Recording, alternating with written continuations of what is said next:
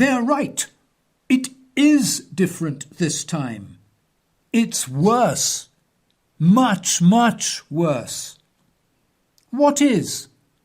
Everything. In terms of preparedness for the next recession, that is. Debt is higher than ever, be it corporate debt, government debt, central banks' balance sheets, available ammunition to deal with a new recession, wealth inequality, the social divisions and political extremes, and now trillion-dollar deficits. Everything points to a much more fragile system. Oh yes, on paper, low rates keep it all afloat, but the context is as ugly as it gets. Here we are, the great collapse unfolding in front of us. With last week's Fed meeting, we witnessed a confirmed breakdown in central bank narratives over the last year. An utter capitulation to market realities that are forcing central banks to begin the new easing cycle. No, this is not a temporary little rate cut event they're promising. It's a new cycle. The Fed last week offered a 3-rate cut outlook, precisely what the markets had been pricing in. The Fed was bowing before market demands. Give us drugs. Yes, whatever you want, you got it. The response was an overnight collapse in yields to now below 2% on the 10-year, the lowest reading since the US election in 2016. It was all bullshit. The glorious growth stories everybody told, the tax cuts that were supposed to bring greatness, all nonsense. Instead, we're now stuck with trillion-dollar deficits, collapsing yields, and a renewed Tina effect as market doesn't know where to go other than into stocks, chasing whatever they need to chase. Or, if you don't want to chase, you can lend money and pay people to borrow from you. It's all the rage. Over $12 trillion of negative yielding debt floating about there. Quite the recovery. But you need to be very clear about this, ladies and gentlemen. The bond market is screaming, "Recession is coming." None of this is fundamental based. It's central bank driven, desperate to prevent what happened during past cycles when dropping yields marked tops in cycles. Here's a fun historic fact you might like to internalize. Every single time, without exception, that the Fed cut rates when employment was below 4%, a recession immediately ensued and unemployment shot to 6 to 7%. Again, I repeat, every single time. Do not for one moment allow yourselves to forget this, please, ladies and gentlemen. Why is it going viral? Because it's true.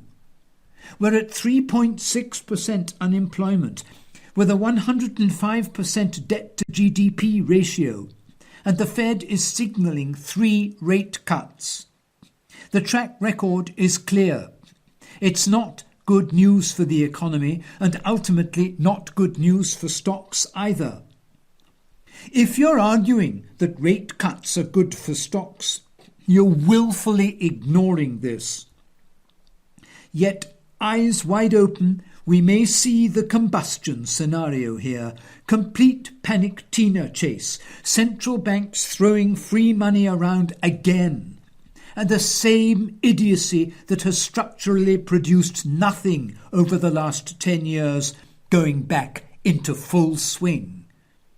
Yet it is the combustion scenario that also outlined that chasing into stocks on the premise of cheap money again may set the system up for a valley of tears, and hence is setting up for the biggest selling opportunity in a decade.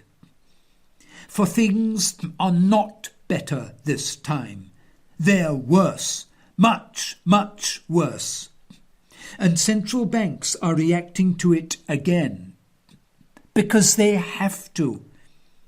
What is the end vision here? What do central banks have to offer but a dystopian vision of the future?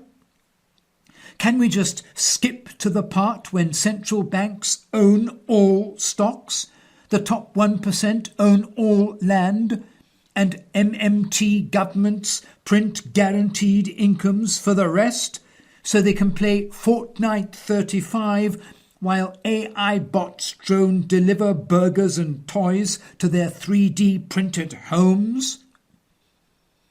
For cutting rates again is making wealth inequality even greater, is again punishing savers, pushing wealth towards the asset class holders, and encouraging ever more debt accumulation.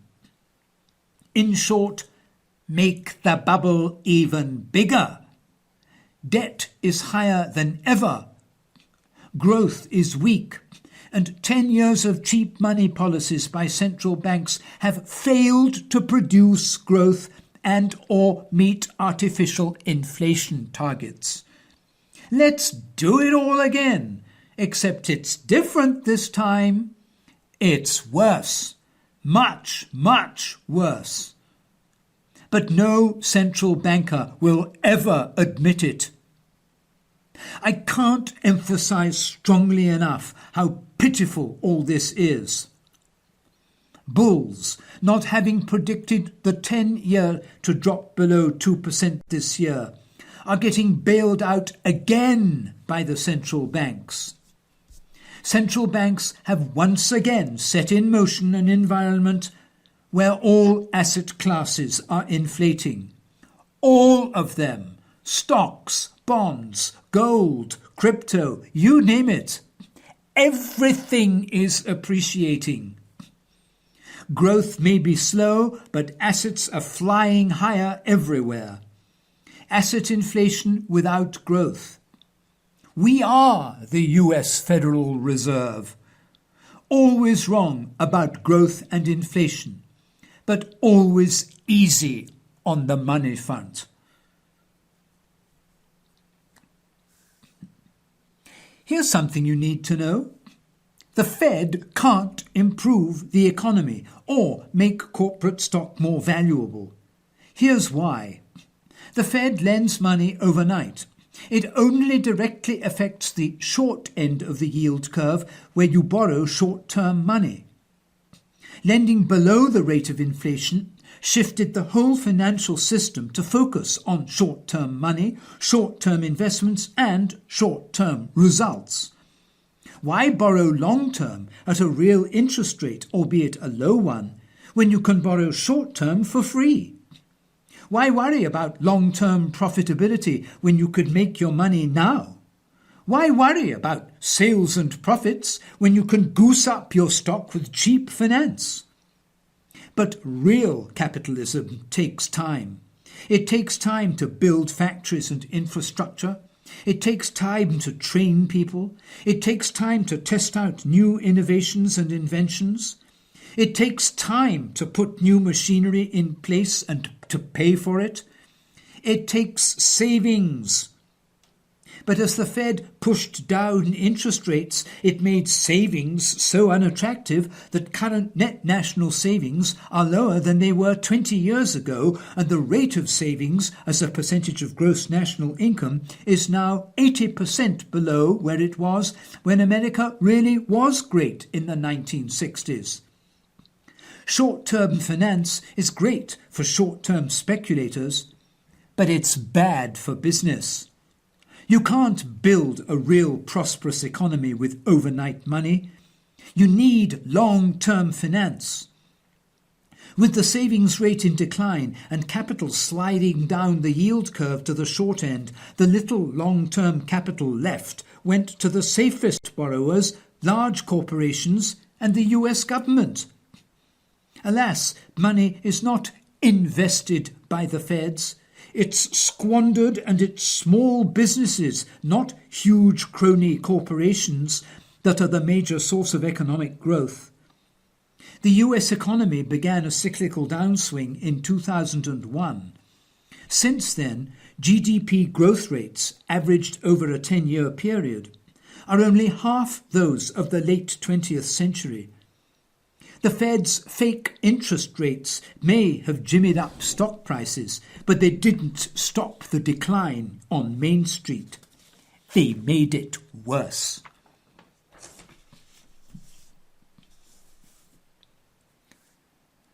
The US trucking industry has not experienced a downturn of this magnitude since the last financial crisis, and this is one of the clearest signs yet that the US economy is steamrolling into a severe economic downturn. When economic activity is increasing, the trucking industry sees rising demand for their services, and freight rates tend to go up. That is precisely what we witnessed in 2018. And truckers were hoping for more of the same in 2019.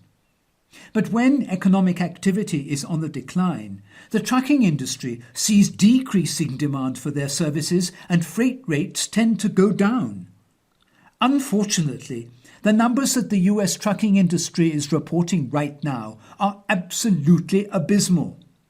Freight rates have now fallen for 6 months in a row on a year-over-year basis, and, according to Business Insider, during the month of May, loads on the spot market fell by a chilling 62.6% compared to last year.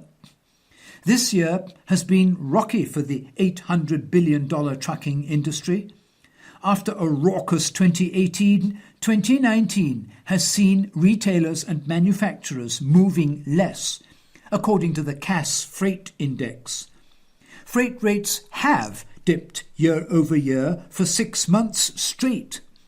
Loads on the spot market, in which retailers and manufacturers buy tracking capacity as they need it rather than through a contract, have fallen by 62.6% in May year over year. The spot market is where we see the marginal changes in demand most clearly. And what this is telling us is that we are already in a transportation recession. That's almost certainly putting it too nicely. According to one owner-operator, the Lexington, Kentucky-based owner-operator Chad Boblet, what we're witnessing right now is nothing short of a bloodbath. There's been a spate of trucking companies declaring bankruptcy this year too. The largest was New England Motor Freight, which was number 19 in its trucking segment. Falcon Transport also shut down this year, abruptly laying off some 550 employees in April. If demand does not start rebounding really soon, we're going to see many more trucking companies go bankrupt. It isn't just trucking companies that are licking their wounds right now. All modes of transportation are down compared to last year, which is a clear indication that big trouble is ahead for the US economy. According to Wolf Richter, the Cass Freight Index just suffered its largest drop since November 2009. Freight shipment volume in the US dropped 6% in May compared to May last year, the 6th month in a row of year-over-year declines and the sharpest year-over-year drop since November 2009, according to the Cass Freight Index for shipments. The index tracks shipments of goods for consumer and industrial sectors across all modes of transportation: truck, rail, air, and barge. What a difference 1 year can make. Last year at this time, we were in the midst of a trucking boom, and as a result, orders for heavy trucks surged to record highs. In late 2017 and through summer of 2018, freight rates had been driven up by a capacity crunch in the trucking industry and a panic amid shippers such as big retailers or industrial companies that needed to get their merchandise across the country. The fear was that trucking companies wouldn't be able to keep up with demand. To meet that demand, truckers went on a buying binge, ordering a record number of Class 8 trucks that now have entered service. But now that the trucking boom has turned into a trucking bust, we're watching orders for heavy trucks collapse. In fact, according to Zero Hedge, the number of new orders for heavy trucks in May was down a massive 70% compared to a year ago. Preliminary North America Class 8 net order data from ACT Research shows that the industry booked just 10,800 units in May, down 27% sequentially, but also lower by an astonishing 70% year over year. Year-to-date orders are down 64% compared to the first 5 months in 2018. This couldn't possibly be happening if we had a booming economy. Last year, the Cass Freight Index was showing robust increases month after month because economic activity was definitely rising. But now the Cass Freight Index has fallen on a year-over-year basis for 6 months in a row because US economic activity is dropping. As I said the other day, nobody should be attempting to claim that the US economy is in good shape at this point. All the numbers are definitely pointing in the other direction. So for average US consumers, all this means that we should be getting ready to experience another brutal economic downturn.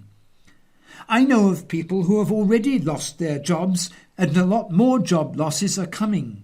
It doesn't matter if you've worked your tail off for years and have been the most loyal employee in America. When it comes time for heads to roll, it won't be the corporate executives with the fat paychecks that are let go. Someday soon, you may be called into the manager's office without any warning whatsoever and be escorted out of the building 15 minutes later. That is literally how fast it can happen. The employment numbers for last month were abysmal. Global trade has collapsed to the lowest level that we have seen since the last recession, and manufacturing numbers just keep getting worse and worse. In fact, the New York Fed's Empire State Manufacturing Index just suffered the worst one-month decline in history. The Morgan Stanley Business Conditions Index just showed the biggest one-month drop in its history going back to 2002 and very close to its lowest absolute reading since December 2008. Now is definitely not a good time for a recession because much of the country is completely and utterly unprepared for any sort of an economic downturn. The following comes from an opinion piece authored by William Spriggs. Quote, "One oft-cited statistic points to just how unstable the finances of most Americans are. Nearly 40% of households couldn't withstand an unexpected expenditure of $400, the cost of just one medical bill or car repair." End of quote. The most unnerving point to keep in mind is that we are even less prepared for a sudden slowing of the economy than we were before the Great Recession of 2008. Most Americans bought into the myth that their massively bloated, debt-fueled standard of living could be perpetuated indefinitely. So now a crisis is coming, which many believe is going to be even worse than what we experienced in 2008. And most people are going to be completely blindsided by it. When things started to go bad in 2008, the economic dominoes began to fall very quickly. We should probably expect a similar scenario this time around.